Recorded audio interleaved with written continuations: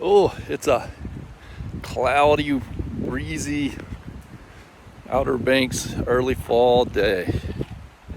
I just ate lunch and I'm taking a little walk. There's so many things to think about and talk about. I was just meditating for a minute and lots of thoughts going through my head. It's meditation, you're supposed to quiet your brain, but thoughts come anyways. And the idea with the meditation is this, to try and let the thoughts just sit and pass through, and you can observe them as a person looking back at yourself a little bit, and those things are, and it's kind of like dreaming, except for we're a little more present than when we're dreaming. We're more deeper into down the slope of consciousness. So there's different levels of sleep, which you're completely, pretty much unconscious. You're not aware of your surroundings at all, and then you have more vivid dreams, and those are a little bit higher up in consciousness. But in meditation, and we can go into different levels of meditation too, and then with practice. So, but you start to approach sleeping, but you're not typically in as deep of a dream pattern as you would be if you were sleeping. However, that creates a really unique situation for your mind to kind of elucidate things, and things will sort of pop into your mind that similar in the way of a vivid dream, with sort of maybe a unique answer or take or observation within that. But anyway, one of the things I was thinking about after that, and not particularly while I was meditating, but it sort of came after that, was a thought about how if we have friends and people, or people that we're working with, or people who are ultimately on our team, on our side, trying to work on something together, whatever it might be. It could be actually like in sports, it could be in school, it could be in business, it could be in family. It happens a lot in family. It could be in playing games. It could be, a friend that's a play partner. It could be in lots of different areas of life.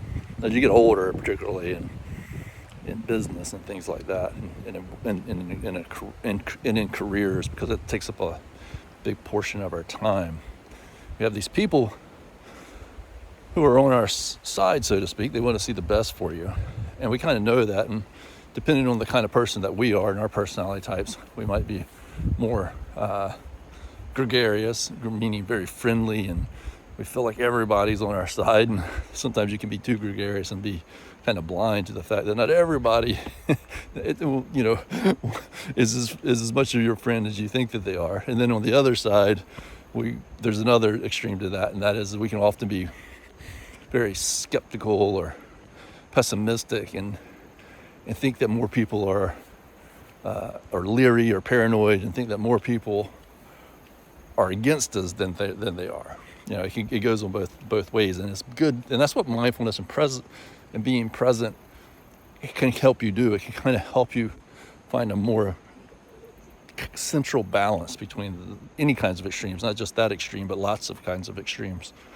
And it's good to try and get as close to objective reality and those things as you can.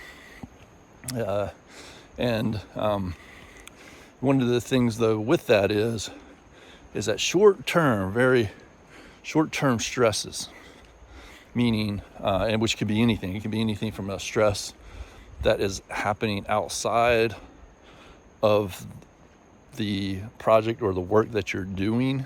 It could be lots of things. It could be monetary stress, or it could be, in some senses, like physical stresses and sicknesses and illnesses, or family stresses, or all kinds of things. But it could also be stresses just within the project or whatever it is you're working on. So If let's say you're on a team, for example, this is a real simple analogy, but it's good sometimes to be simple. Let's say everybody's been practicing really hard. Everybody's on the same team, and everybody wants to win the game. It's a good team, and you go out on the field, and you're playing whatever game it is you're playing, and somebody makes a mistake, or maybe they make a mistake that then also affects another person, makes another person on the team look like they made a mistake, because that's how teamwork works. And that one little incident might cause two team members, one or the other or both of them, to fight with the other one, to get upset with the other one. And that brief little moment of stress happening in that scenario within the game itself, but again, like it could be other things. It could be somebody could come to the game and they're stressed out about something that happened at school, had nothing to do with the team, but they come to the team in a bad mood and they yell at one of their teammates, or they get mad at one of their teammates because they think their teammate has done something wrong, and really it's the outside stress that's just got their brain messed up, and then that causes a fight within the team. Well, the next thing you know, that little bit of stress maybe causes a fracture in the team for the rest of the season. Maybe it's just for that game and they lose the game. Maybe those two teammates can never play together in the same way that they used to, or maybe it takes a long time for them to heal their wounds. The point being is that we have to be very careful about letting short-term stress impact something that is a good thing long-term, or let a short-term stress create a problem with somebody who has been a supporter and a believer, a friend, a family member, a good colleague, or whatever. The short-term stresses can have really long-term effects. And people tend to remember negative emotions, not always, but typically more strongly than positive emotions. And there's a reason for that, because the negative emotions are sort of associated with danger, and we need to learn to avoid danger in nature. But we have to be able to consciously distinguish between a negative emotion that was like from doing something that was really harmful to oneself, from a negative emotion that's created by like a short-term societal stress, or a stress that's not related to the thing that it's disrupting. Because those relationships and friendships and teamwork and those kinds of things, they take time to build and to nurture, and then to have them be destroyed for one small thing is not good at all. So we need to learn how to both manage our own stress and to be able to evaluate any situation that occurred. Typically better to evaluate it later, to just work through it if you're in the middle of a mission. And of course, in the rare scenario, but it does happen, where there was a really malintent by somebody towards you,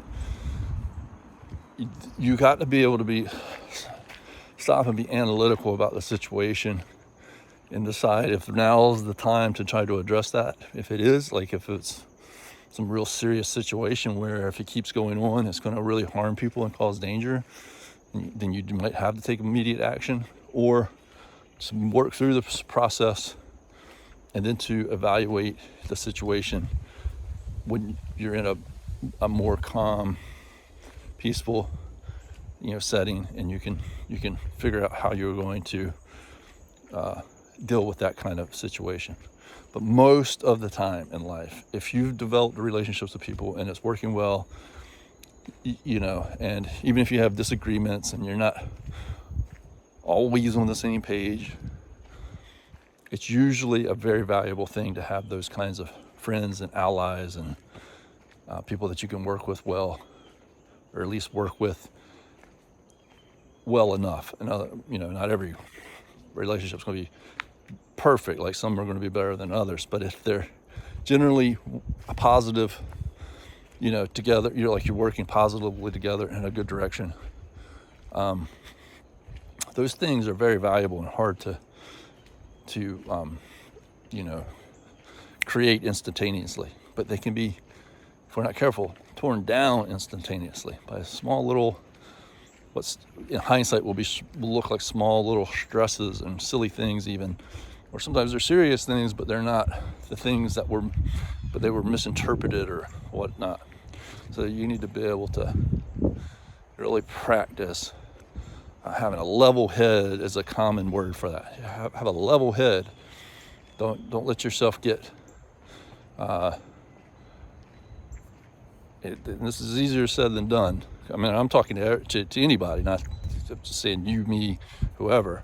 To have a level head, and a level head comes a lot from being mindful, being aware of the present situation. The situation and the threats or the whatever stresses are firing up in our head are not so severe that we can't let them calm down and evaluate it later. Just move on with the program, and that'll also help you be a good leader. Good leaders need to have that quality as well. So whether you're leading just a few people, or whether you're part of a team and you need to be a follower, but also a leader within the following. So what that means is, like, in a good team, if say you have a coach or you have a senior player or a colleague who's been with the team a long time, and they're sort of the lead of the whole team, it's still the interactions within the team there's leadership by moment to moment basis. So in the way that you react to something will then have an impact on how another person in the team acts. And that's another form of leadership. It's not being the head leader, but it is leading by example. And so whether you're the captain or whether you're part of the crew, whatever, that level-headedness will have a good impact on everybody involved, and especially, of course, for yourself. And the cumulative results of that throughout your life will really add up. So, I mean, one given instance can be very important, but if you consistently practice that kind of response and reaction and thoughtfulness and mindfulness through many aspects of your life, cumulatively, meaning how it all adds up, will really be important in your life. So it's like how we behave and react and how we think and learn is not just a one-time thing. It's an additive thing, and even a multiplicative thing through life. So meaning the results that we get from it add up, but even as they start to add up, more opportunities come. Like, so it starts to become part of your characteristics, your qualities, your traits, in a way that attracts more opportunity to you if you're doing things in a positive manner. And that can go for other things too, like the way you work at something or practice at something, or the amount of effort and skill that you put into something. Eventually